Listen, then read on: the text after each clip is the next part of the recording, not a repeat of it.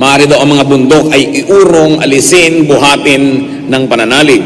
Ito natural ay isang talinghaga. Because mountains usually symbolize great obstacles and even great problems.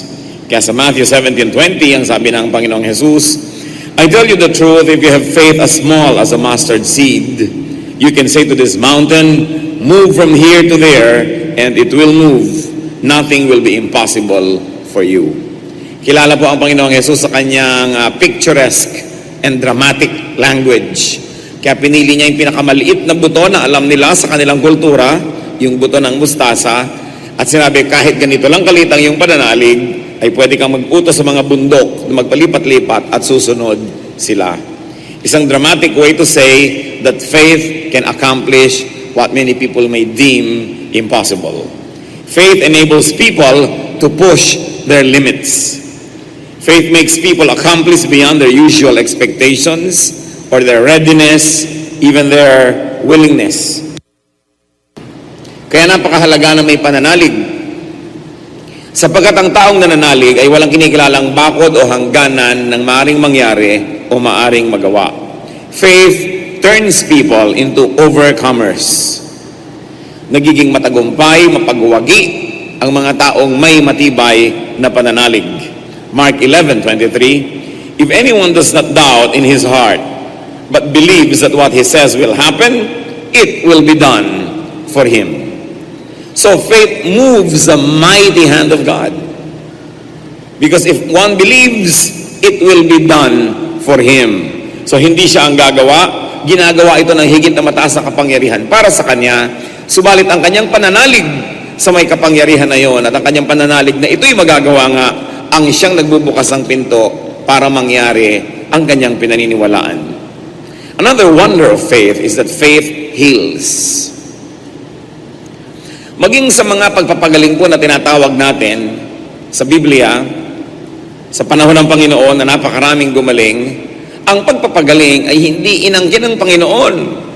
Ito ay kanyang binigyan ng credit yung pananalig noong gumaling. Even successful cures, often credited to the Lord Jesus Christ, were credited by Him to the belief of the patient. So Mark 5:34, to the bleeding woman, He said to her, daughter, your faith has healed you. Go in peace and be freed from your suffering. So the same Jesus was touched by many people, but only one among the many who touched Him got healed, because that one person had faith. Sabi niya, pinagaling ka ng iyong pananalig. Napakamalaman ng mga salitang ito. Dahil lagi natin ine-credit, ay pinagaling siya ni Jesus. Sabi ni Jesus, pinagaling ka ng iyong pananalig. Dapat nating bigyan ng pansin yan muli. Mark 7:27-29, the Lord Jesus, He told her, it is not right to take the children's bread and toss it to the dogs. Sapagat ang babae pong ito ay hindi naman Hudyo, at ang sabi ng Panginoon, I was sent for the lost sons of Israel. At ito naman ay hindi isang Hudyo ang babae, humihingi ng pabor na pagalingin ng kanyang anak. So sabi ng Panginoon, it is not right to take the children's bread and toss it to the dogs. Hindi naman ito para sa inyo. Yes, Lord, she replied, but even the dogs under the table eat the children's crumbs. Then He told her, for such a reply, you may go. The demon has left your daughter. At yan ay dahil sa pananalig ng babae. Sabi, kita nyo, walang ganyan ako nakitang pananalig sa Israel. Kahit hindi siya isang Israelita. At sinabihan na nga na hindi para sa inyo ang pagpapala. Sinabi niya, kahit naman po aso ay humihimod ng kahit ng mga pispis na nahuhulog sa mesa ng mga anak ng amo. Sabi niya, kakaiba ang pananalig. At dahil dyan, tama ang sagot mo, napakaganda ng pinagmulan na pananalig, ang anak mo ay gagaling. Pananalig na naman nung humihingi. Mark 10:52, to the blind man, ano sabi ng Panginoong Jesus? Go, said Jesus, your faith has healed you. Napakarami pong example. Maging sa Luke 17:19, to one of the 10 lepers, cleansed by the Lord, then He said to him, rise rather and go. Your faith has made you well. Napakalaki ng papel ng personal na pananalig ng pasyente para siya gumaling. One other thing, faith saves. Nakapagliligtas ang pananalig. Luke 7:50, to the sinful woman, Jesus said to the woman, "Your faith has saved you. Go in peace." Isang babae na kinikilalang makasalanan, pinandidirihan ng marami, at pinagtakhan ng marami na hinayaan ni Jesus na lumapit sa kanya at umagulgol sa kanyang paanan, at punasan ito ng buhok ang kanyang paa at maglingkod sa kanya. Sabi ng Panginoon nung magwakas ang eksenang ito, "Your faith has saved you. Go in peace." Isang babaeng marumi, makasalanan, nakalubog sa pusali ng kasalanan, subalit nanalig. Nanalig na siya may pag-asa. Nanalig kay Jesus at nanalig na siya'y palalapitin at papayagan ng Panginoong lumapit sa kanya. At dahil sa pananalig na yon, hindi dahil sa kanyang kabanalan, dahil sa kanyang pananalig, siya'y naligtas. Sabi niya, "Your faith has saved you." Faith also, among its many wonders, inspires trust. Pagka ang tao'y nananalig, siya'y nagtitiwala. Isaiah 8:17, "I will wait for the Lord. I will put my trust in Him." Dahil ako'y nananalig, sa Kanya ako magtitiwala. Hindi sa sarili ko, hindi sa paligid, hindi sa sitwasyon, sa Kanya. Psalm 9:10, "Those who know your name will trust in you, for you, Lord, have never forsaken those who seek you." Siyempre, those who seek God have faith, and God doesn't forsake those who believe. Kaya napakahalaga ng pananalig. And because of that, trust coming from faith gives peace. In other words, faith gives peace. Because faith gives trust, and when you trust, you are peaceful. Isaiah 26:3, "You, referring to God, will keep in perfect peace him whose mind is steadfast, because he trusts in you." So ang isa pong benepisyo ng pananalig ay kapayapaan. Sapagkat ang taong nananalig ay nagtitiwala, ang nagtitiwala ay payapa at tahimik. Therefore, peace that comes from faith gives joy and serenity and stability. At ang pinagmumulan ng lahat ng ito, mga kapatid, pananalig. Those who have faith are blessed. Pinakamalaking pagpapala na maaaring matamasa ng isang tao kung siya'y may pananalig, lalong-lalo't meron siyang malakas at makapangyarihang pananalig. Galatians 3:9, "Those who have faith are blessed." Bakit? Sapagkat pag nananalig ka, tahimik ang iyong buhay, nagtitiwala ka, dinidinig ka ng Diyos, at ang iyong pinananaligan ay nangyayari. May kapangyarihan. At di man mangyari ang gusto mong mangyari dahil sa iyong pananalig na nagtitiwala, pinagtitiwalaan mo pa rin kung ano ang kalooban ng Diyos, kahit yun ay salungat sa personal mong kagustuhan, ang ending pa rin nun, kapatid, tahimik ang buhay. Dalawang bagay lang naman ang pwede mong gawin sa isang bagay Palitan mo't baguhin para tumama sa iyong gusto, o kaya ay palitan mo't baguhin ang gusto mo para tumama sa isang bagay na nandyan na hindi mo naman mapalitan. At dahil sa pananalig, nagiging handa ang mga anak ng Diyos na palitan maging ang kanilang mga plano, palitan maging ang kanilang mga iniisip at kagustuhan upang tanggapin ang kalooban ng Diyos sapagkat sila'y nananalig sa Diyos. Ang mahalaga sa lahat, ang wakas pa rin nun, tahimik ang iyong isip. At the end of the day, what really counts is that when you lie in your bed, you can sleep. That when you eat, you have appetite. That when you like to enjoy, you can enjoy. When you like to be peaceful, you can be peaceful. Pero yun pong tao na walang katahimikan ng kanyang kalooban, salungat sa lahat ng gusto niyang mangyari ang nangyayari. Gusto niyang matulog ay di siya makatulog. Gusto niyang magpahinga ay di siya makapagpahinga. Gusto niyang malibang ay hindi siya malibang sapagkat may gumugulo sa kanyang isip. At ang lahat ng yan ay pinapawi ng pagtitiwala at pananampalataya. Maging sa mga bagay na hindi nauunawaan. Maging sa mga bagay na salungat sa ating pangunawa. Kaya napakahalaga ng pagtitiwala. This is what, among many, this is what faith can do. But what can be done to faith is also important. ito ang nagagawa, atin pong pinag-usapan ng pananalig. Ano naman ang pwedeng gawin natin sa pananalig? Faith is to be taught to children. It is to be instilled in people. Napakahalaga niyan, lalong-lalo sa mga bata. Ang isa sa mga pinakamahalaga na pwede nating maituro sa mga bata, sa ating mga anak, apo, pamangkin, ay sila'y manalig. Pananalig. Deuteronomy 4:9, do not forget the things your eyes have seen, or let them slip from your heart as long as you live. Teach them to your children and to their children after them. Ang isa po sa mga highest joys ko pagka nakatumatayo ako dyan sa may pintuan at naglalabasan kayo pauwi, makita na napakarami mga bata, pagkarami-raming bata sa church na ito. Kaya nga sabi ko at bilin sa ating mga workers, gagawa tayo ng mga solid, better programs for children dahil sila ang future. Nakakatiyak tayo na ang church ng Panginoon ay patuloy na mabubuhay dahil maraming bata. Alam niyo, sa maraming churches, lalo sa Western Hemisphere, wala ng kabataan at walang bata. Ang mga umaattend na lang ay yung mga matatanda na dahil umabot sila nung bata na sila, na tinuruan sila ng kanilang magulang ng pananalig.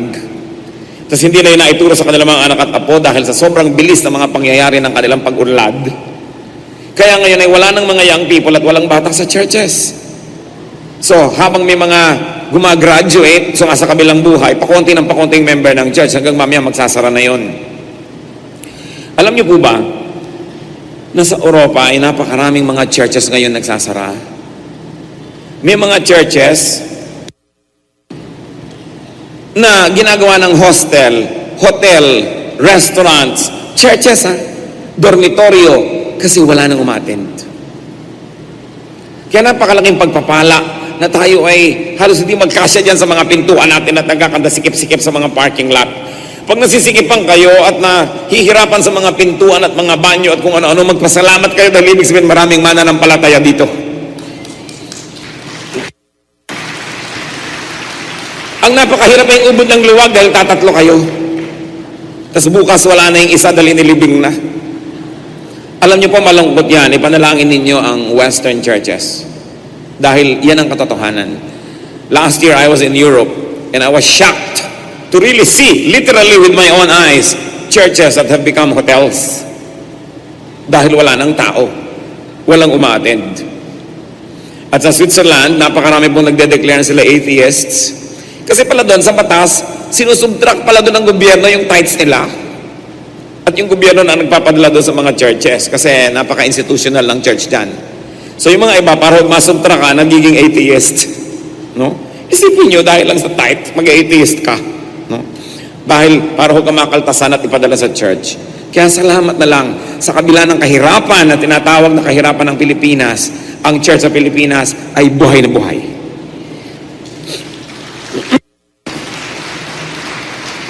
So sinabi, huwag ninyong pababayaan na ang mga batay lalaki na hindi nyo itututuro. Kailangan kalad ka rin yan. Kung inaantok, gisingin, buhatin, dalhin.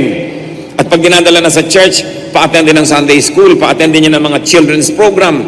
At kung sila yung mga youth, ay pa-attend din ng mga youth programs sapagkat hindi naman sapat, bagamat mahalaga yung uupo ka dyan, makikinig ka, kakanta ka, tatayo, sapagkat maraming bagay na kailangan ng tao para lumago ang kanyang espiritu. Kaya kailangan ay nakatutok sapagkat yung pananalig natin ating tunay na lakas at yan ang ating tunay na kayamanan.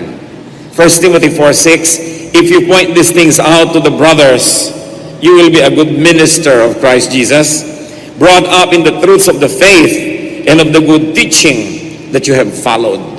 So kailangan laging idine-declare, itinuturo, inihahawa natin sa ating pananalig ang maraming tao. Sapagkat kung hindi natin sila ihahawa sa ating pananalig, ihahawa lang po sila ng iba. Sa iba na namang mga pananalig naman at sa ibang mga estilo ng buhay.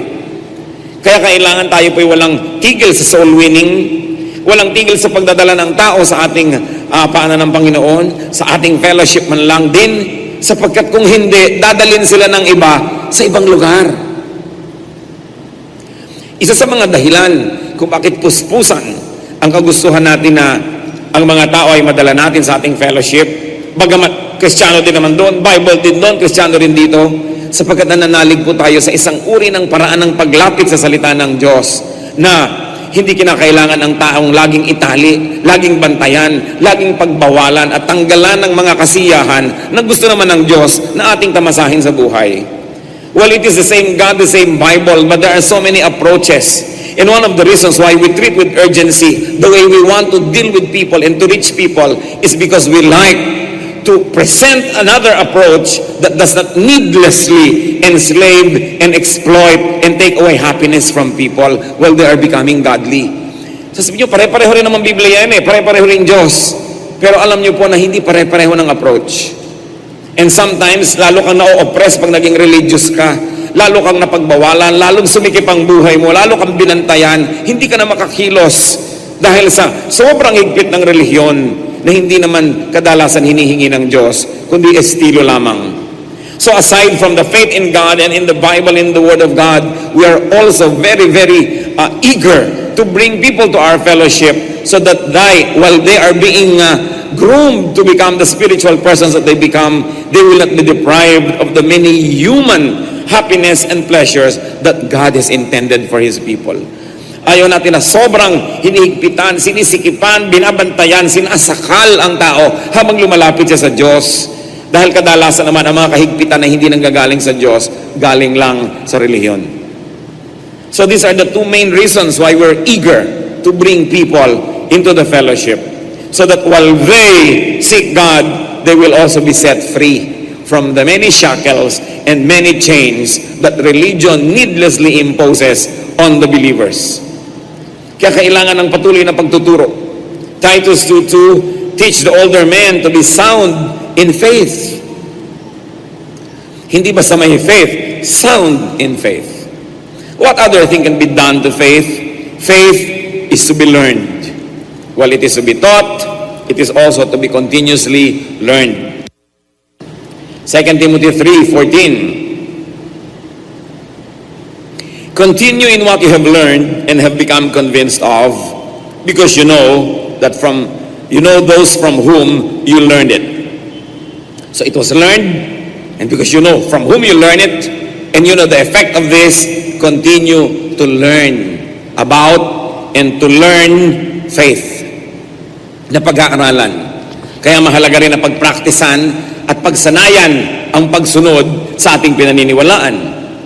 What else can be done to faith? Faith is to be exercised. Faith is to be practiced.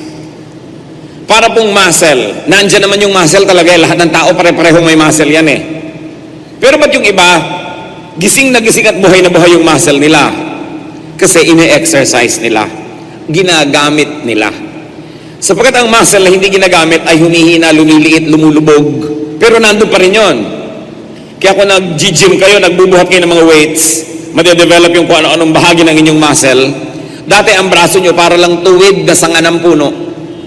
Pero kung kayo lagi nag-exercise, na-define yung mga linya-linya dyan, linya-linya. Kung dati ang tiyan nyo flat lamang o bilog, pag nag-exercise kayo, nawawala yung mga taba, lumalabas yung mga muscle, mga shape, para may mga nakadikit na pandesal dyan sa tiyan nyo. Lahat ng tao meron nun. Pero dahil hindi lahat ng tao nag-exercise, hindi yung lumalabas at lumalakas. At sabi po ng mga experts sa gym, kahit mag-exercise kayo na-develop yung muscle nyo, pag 2 weeks nyong hindi ginamit o in-exercise, mag-uumpisa na uling umimpis at lumiit. Pero pag binalikan nyo at in-exercise nyo, lalabas na naman yun at lalakas. Ganon-ganon ang pananalig. Ang pananalig na hindi ginagamit, lumiliit, humihina. Nananalig pala kayo that God will provide. Ano't kuripot kayo? Ano't hindi kayo makapagbigay sa mga mas nangangailangan? Ano't hindi tayo makapagbigay sa mga pangangailangan ng gawain ng Panginoon? Nananalig pala kayo, God will provide. Kung nananalig ka, put it to use. Practice it.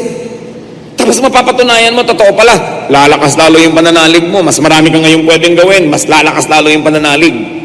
Naniniwala ka pala na ang Panginoon na nag-aalaga sa iyo, ano't lagi kang ninenervyos at natatakot. So, put it to good use. Kung gusto mo matulog ka na, matulog ka. Huwag mong isipin. Dahil pinapractice mo ang iyong pananalig. Pero meron talaga ang pananalig nandyan, alam niyang nandun, pero hindi ginagamit. So faith is to be exercised. At kayo po mga kapatid ang mag-isip kung paano nyo gagawin yon. Ano ba ang mga pinananaligan nyo tungkol sa Diyos na hindi nyo masunod-sunod? So dapat sundin. Yun ang ibig sabihin na mag-practice. Sundin mo yan, mapapractice ka. Mahirap sa simula, parang weightlifting, pero pag sanay ka na, ang gaan na.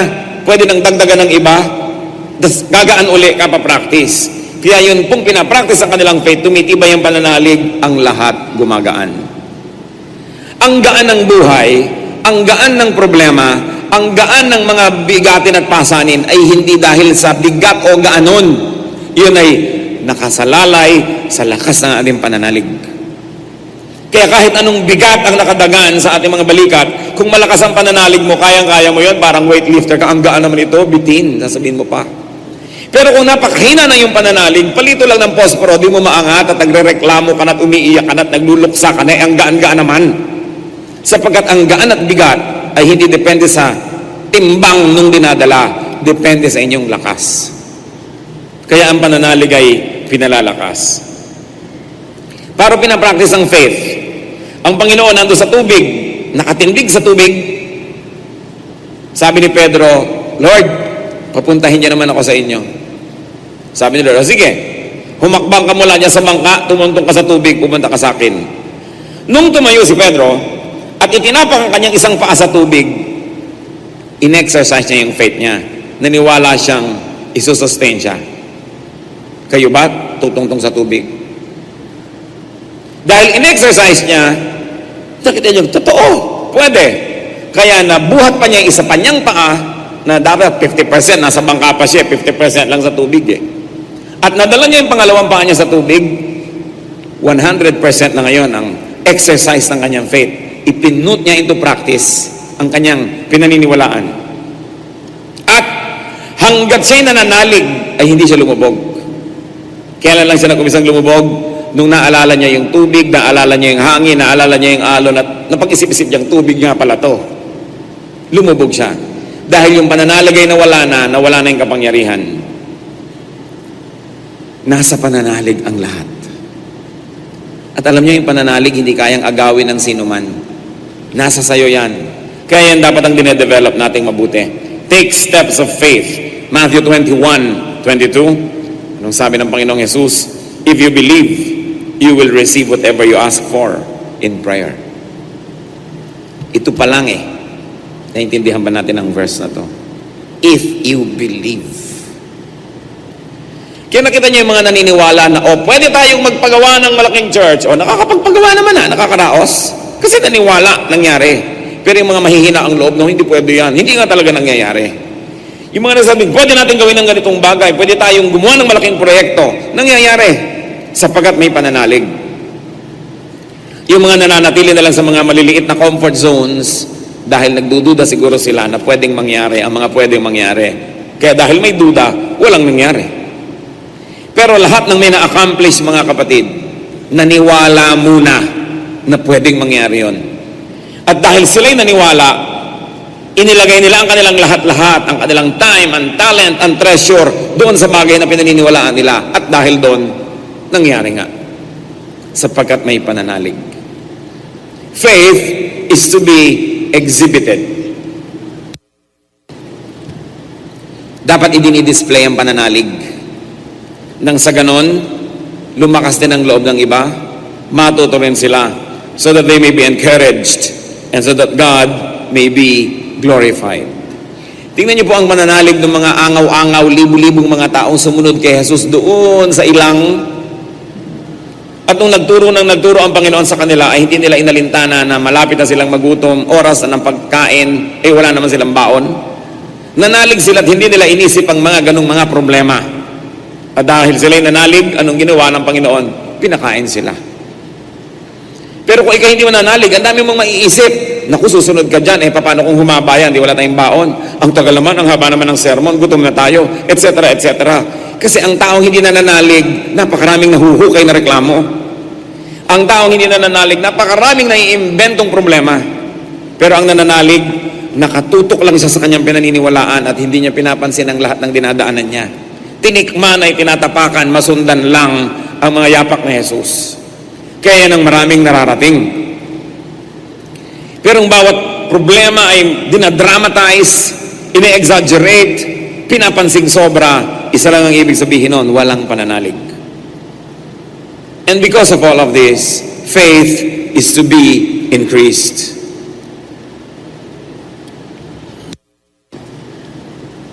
Kumisan, mag-a-analyze kami, mga goal ang tao. Ano bang goal mo? Dagdagan ang aming income. Ano bang goal mo? Dagdagan ang aming inipon. Ano bang goal? Dagdagan pa ang mga negosyo.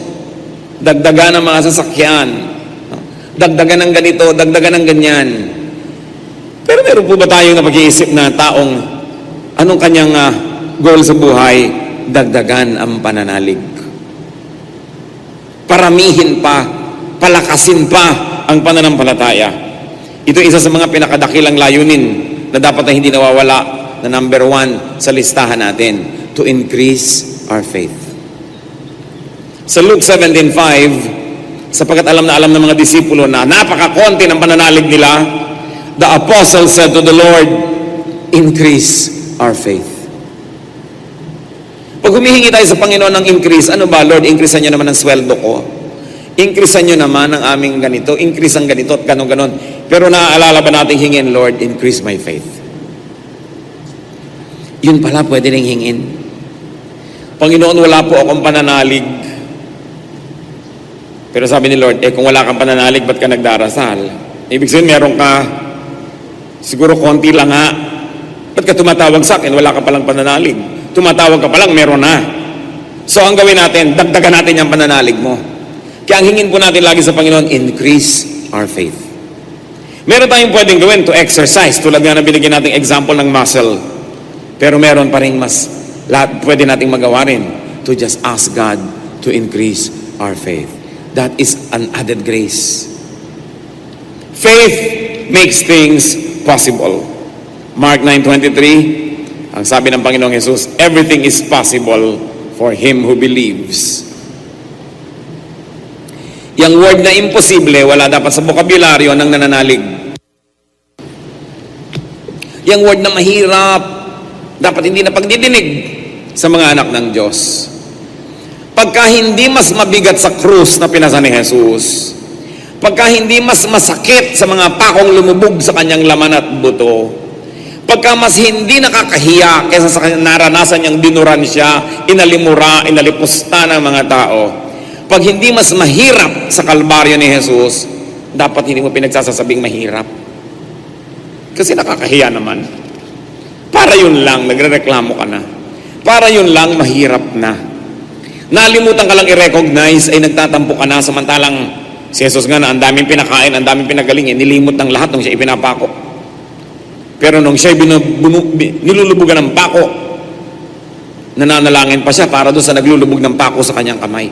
Patawarin mo po sila, Ama. Kung talagang ginagawa nating modelo ang Panginoong Jesus, tataas ang ating threshold of pain. Lalawak ang ating pangunawa at pagpapatawad at titibay tayo sa mga dapat tiisin. Hindi bagay sa mga anak ng Diyos ang lagi na naglilitanya ng mga reklamo. Kailangan hinahanap natin kung anong pwedeng ipagpasalamat, itinatanaw yun ang utang na loob sa Diyos. At sa lakas na ibinibigay ng Diyos, hinaharap ang dapat harapin. Binabata ang dapat bathin at ginagawa ang dapat gawin. With minimum reklamo. If possible, no reklamo at all. Sapagkat pag tayo po'y nagre-reklamo, kumisan, arte lang naman, kumisan para lang mapansin tayo na marami tayong ginagawa, o tayo bida, o dakila. Hindi natin kumisan naalala, mga kapatid, na may mga nakapaligid sa atin na nanghihina ang kanilang pananalig. Kumbaga sa ilaw ay aandap-andap na lang, at kumbaga sa kandila ay isang hibla na lang nung mitsa ang may apoy at hihina-hina na. Reklamo pa ang maririnig sa inyo. Wala, namatay na yung kanyang pananalig. Nasiraan na siya ng loob at pinanghinaan na ng mga bagay. Kaya meron tayong pananagutan sa isa't isa. Sa mga salitang binibitawan natin, sa kilos natin, sa example natin, nakakapagpalakas tayo o nakakapagpahina sa iba eh. Kaya hindi tayo nabubuhay para sa sarili lamang. Na lagi mong pinagbibigyan na lang yung kagustuhan mong maipahayag ang mga reklamo mo sa buhay, hindi mo alam, hindi ka na pala nakakapagbigay ng inspirasyon sa kapwa mo. Nagiging desperado pa siya dahil nadagdagan mo na naman ang mga dilim ng buhay niya. Kaya we minister to one another. Bago tayo nagbibitaw ng salita, isipin natin, ano kayang kalagayan nitong kaharap ko? Nangangailangan ba ito ng lakas? So bakit ko na naman tatambakan siya ng mga reklamo ko, pampahina na naman ang ibibigay ko sa kanya. At napakahalagang mission to minister to one another, because that is the ministry of Jesus, to give of Himself and to serve others. Kaya napakalaki pong balakid sa ating pagiging makadiyos yung selfishness. Yung gusto mo lang mapagbigyan ng iyong sarili, maibulalas ang gusto mong ibulalas, maireklamo ang gusto mong ireklamo, at makuha ang gusto mong kuhanin, hindi natin alam, hindi na pala tayo nagiging blessing sa iba. In one of the highest forms of being a child of God is to be a blessing to others. At yan po mga kapatid ay napagpapasyahan. Pagising mo sa umaga, magpapasya ka. Magiging blessing ba ako o magiging buwiset sa buhay ng iba sa araw na ito? Kasi pwede yun eh. Pwede kang maging blessing, pwede kang maging curse. Sasabihin ba, pwede ba yun na maging buwiset ka sa buhay ng iba? Meron talagang ganon. Hindi mabigkas-bigkas ng salita yung ganong salita, pero siya naman sa actual life ay ganon. Dumidilim ang lahat pag dumating na siya. Nawawala ang ligaya ng iba. Pero pag tayo po may pananalig, yung pinananaligan natin, nagbibigay sa atin ng lakas para maging lakas din tayo ng iba. Kaya mahalaga, Lord, increase our faith. Everything is possible for him who believes. Pwedeng pigilin ang dila. Kating-kating na ang dila mo, napahiyain yung isang tao, pwede mong pigilan yan because everything is possible for him who believes. Pwedeng pigilan ang mga kagustuhan ng ating laman na makakasama sa iba because everything is possible for him who believes. Faith moves mountains. Kung anong pinaniniwalaan, yun ang nangyayari. James 1:6-7. But when he asks, he must believe and not doubt. Because he who doubts is like a wave of the sea, blown and tossed by the wind. That man should not think that he will receive anything from the Lord. So ano po ang isa sa mga top enemies nating mga anak ng Diyos? Doubt. Sapagkat ang nagdududa, ang nagdadalawang loob, ang hati ang loob, ay hindi dapat umasa na may matatanggap sila mula sa Diyos. Kaya ito talagang dinedevelop. Kung nagde-develop tayo ng talino, nagde-develop tayo ng beauty, nagde-develop ng muscle, nagde-develop ng kung ano-ano, dapat i-develop ang pananalig. Mind over matter thou, but more than that, it is really faith over matter. Blessed are those who believe. Because belief and faith gives focus.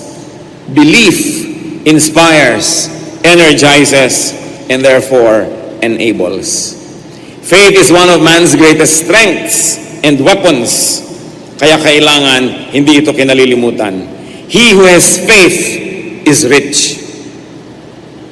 Ang tunay na nananalig at ang tunay na may pananalig ay mayaman. Sapagkat pag may pananalig ka na, wala nang hadlang at balakid para maganap ang dapat maganap. But he who has no faith is poor. Kaya siguro, ang Pilipinas, i-rank man ng World Bank, ng Asian Development Bank, ng IMF, at kung ano-ano pa na poor lang in terms of numbers. Pero pag dinaan mo sa pananalig, ay napakayaman. Sapagkat tayo talaga, maging ano pa man, ang mga iba't ibang relihiyon ng mga Pilipino, ay talagang merong paghahanap sa Diyos at pagkauhaw. Wala kayo at i-develop nyo na magkaroon kayo ng faith sa inyong spouse. Napakaraming asawa, ang lumiit na ng lumiit ang anino, tumiklop na ng tumiklop ang pagkatao, humina na ng humina ang boses dahil hindi naniniwala sa kanya ang kanyang sariling asawa. Dati confident, pero sa dami ng paninisi, sa dami ng pagdududa, at sa dami ng panglalait ng sariling asawa, tumiklop na ng tumiklop si asawa. At madalas mangyari yun sa mga lalaki kaysa sa babae. Kananag di babae, kasal ko na kakweta, kita ba? Yung dating ganyan-ganyan lang, gumanyan na ng gumanyan. So ang family reunion, parang chicharong bulaklak. Sabi mo, ano kayang ginawa ng asawa nito dito at nagkatiklop-tiklop na lang? Nilait ng nilait, ganun. Nangyayari rin kuminsan sa mga babae, pero mas madalas ko nakikita to sa mga lalaki. Yung confidence na shatter. Kasi ayaw maniwala, kaya huwag ka na magpasya pag ikaw mali. Ganyan na naman. So ang nangyayari, lalong lumiit ng lumiit ang pagtingin sa sarili. Nag-inom na lang ng inom na nag-alak tuloy at nagkirida ng mga babaeng nandiyan sa kalsadang hangang-hanga sa kanya. Kasi ayaw hangaan ng sariling asawa, humanap ng tagahanga. No? Kaya nagtataka pa yung ibang mga babaeng gagaling, ang huhusay, mga edukada. Ano kayong asawa ko itong pinatulan mo kang pusa? Sa pusa kasi na yun, parang Adonis yung asawa mo. Pagkasama mo, minamaltrato mo, kaya yun, pinagtyagaan yung pusa. Believe in your spouse. Kung napakarami na niyang mga maling pasya at kamalian, humanap pa rin kayo ng pwede niyong paniwalaan. Kasi one of your ministries sa mga may asawa is to give them the gift of your faith in them. Kasi pag pinaniniwalaan mo ang tao, maliit man ang kakayahan niya, lumalaki yun At dahil naniniwala ka at may nagagawa siyang konting mamaliit, dahil sa paniniwala mo, lumalaki yung confidence ng tao.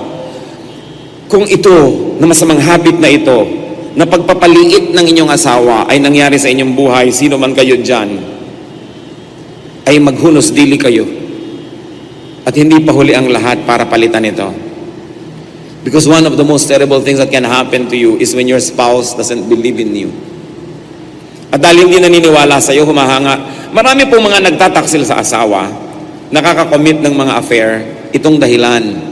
Because in the presence of their own spouse, they don't feel like a king or a queen. So humahanap sila ng kasama na magbibigay sa kanila ng ganung royal treatment. Kaya give the treatment to your spouse. Hindi naman masama, kabiyak nyo yan asawa nyo yan. At lalo kung kayo ay galing sa mas mayamang pamilya, mas may edukasyon, o mas malaki ang kita ninyo, mas lalo kayo dapat na nag-nurture ng inyong asawa. Sapagkat kahit hindi na sabihin ng bibig nyo, iniisip na niya yun, ay insecure na siya tungkol sa kanyang sarili, dadagdagan nyo pa. Kaya mahalaga makalaya dyan. Believe in your spouse. So yun talaga, Pastor, wala naman to akong mahangaan. Wala talaga akong mapaniwalaan. Maghanap kayo, meron pa. Yung napagtsatsagaan kayo ng kay habang panahon, hindi pa ba kahanga-hanga yun? Di ba? Humanap kayo ng hahangaan nyo. Dahil duty nyo yan at privilege nyo rin yan to nourish a person, especially if that person is your other half. No? Sa mga family reunion, makikita nyo yan, mga behavior ng mga tao. No? Meron pa ang hilig-hilig sa harap ng kanilang mga kamag-anak, doon nila talaga dinadown yung asawa nila. Pagtalikod, kita nyo na, kayang-kaya ko yung asawa ko. Yung ba ang dapat ginagawa ng asawa? Dapat ipinapakita nyo pa sa iba na iginagalang nyo siya para igalang din ang mga kamag-anak nyo, yung asawa nyo. Kasi kayo ang magbibigay ng clue kung paano siya itatrato ng iba. It's very important. Believe in your child. You have to take risks in believing, in entrusting many things, but it is only belief in them that will boost their confidence. It is by believing in them that we turn them into achievers. Hindi lagi kang nakaalalay, nakasunod dahil baka hindi niya magawa, baka mali, baka ganito. Hindi siya nagkakaroon ng confidence. And many children, you have to continue to express belief in your parents. Lalo't mas mataas ang narating nyo sa pag-aaral, lalo't mas marami kayong nagawa sa buhay, lalong-lalo na dapat kayo nagbibigay ng assurance sa inyong magulang na kayo humahanga, na kayo ay naniniwala at nananalig sa kanila. Hindi yung kung malalaki na mga kita ng mga anak ay ginaganon-ganon na lang ang magulang. No, kailangan patuloy kayong nananalig at naniniwala. And believe in your friends. Kaya kayo binibigyan ng Panginoon ng mga kaibigan para sila palakihin ang kanilang mga pagtingin sa sarili, hindi para yumabang, kundi para magawa ang maraming bagay. At meron tayong nalilimutan, mga kapatid. Believe in yourself. Hindi yun masama. Basta alam mo na ang iyong kagalingan ay nanggagaling sa Diyos, ang iyong husay ay regalo ng Diyos, at ang mga galing na nagagawa mo ay sa kaluwalhatian ng Diyos, you've got to believe in yourself. Hindi ibig sabihin ng mananampalataya sa Diyos ay nilait-lait mo na ang iyong sarili at wala ka ng pagkatao. Because God has created men in glory. And we have to be dignified. And dignity begins with believing in self and respecting oneself. Napakahalaga na hindi rin natin nililimot na maniwala sa sarili natin. Sa tulong ng Diyos. Alam nating Diyos ang may kagagawan. But being a child of God doesn't always mean needless self-effacement. Dahil tayo din ay may anino, may pagkatao, nilikha at hinubog sa wangis ng Diyos na dapat ay malagay sa isang kagalang-galang na kalagayan sa lahat ng dako, sa lahat ng panahon. Believe. Ano po ang pagkukulang natin sa pananalig sa Diyos? Anong pagkukulang natin sa pananalig sa sarili? Pati yung pananalig sa sarili, dapat pagpraktisan eh. Yung hindi mo magawa, gawin nyo. Yung mga weakness nyo 5 years ago, dapat hindi nyo na yung weakness ngayon dahil pinagpraktisan nyo na. Yung hindi nyo alam gawin noon, na gusto nyo malaman, dapat alam nyo na ngayon dahil lumipas ang panahon, alam nga namang hindi nyo pa rin alam. Gusto nyo mga stila, mag-aral kayo, matututo rin kayo after 2 years. After 1 year. Pero yung gusto mo, wala ka namang ginagawa para mangyari yon. Mamamatay ka na lang, hindi pa rin yun mangyayari. So kailangan yung mga dapat gawin, dapat alamin. Sapagkat ang panahon ay maraming binubuksang pinto para sa atin. Ang pag-aralan yan, alamin ang dapat alamin. Lalo't gusto nyo, para nang sa ganon yung confidence ninyo mag-grow. God changes us from glory to glory. It is our privilege and it is also our duty na umasenso ang ating utak. Huwag niyo sabihin, hindi ko kasi napag-aralan ng high school yan eh. Yung agreement na lang ng subject and predicate, pwede naman balikan. Pero ang mahalaga, nananalig tayo na pwedeng mangyari yon. So believe in God, believe in yourself, believe in others. Because those who believe, achieve. And those who believe, equip themselves to be happier, to have more out of life. John 10:10, the Lord says, I came that you might have life and have it abundantly, to have it to the full. Huwag kayong magtiyaga sa konti kung pwede namang marami. Palayain nyo ang inyong mga sarili. Kadalasan ang pumipigil lang sa atin, yung needless conservatism, yung lack of confidence, o misguided concept about what God likes in life. Jesus said, I came that they might have life and have it to the full. Aming Diyos, kami po'y nananalig na mabuti ang inyong layunin para sa amin. Ipakita niyo sa amin, Panginoon, kung may mga taong pinaliliit namin ng anino dahil sa aming hindi pananalig sa kanila. Ipakita niyo, Lord, kung guilty kami na may mga tao na sinisira namin yung confidence nila dahil sa aming behavior, dahil sa aming rejection. Ituro mo sa amin, Lord, kung sino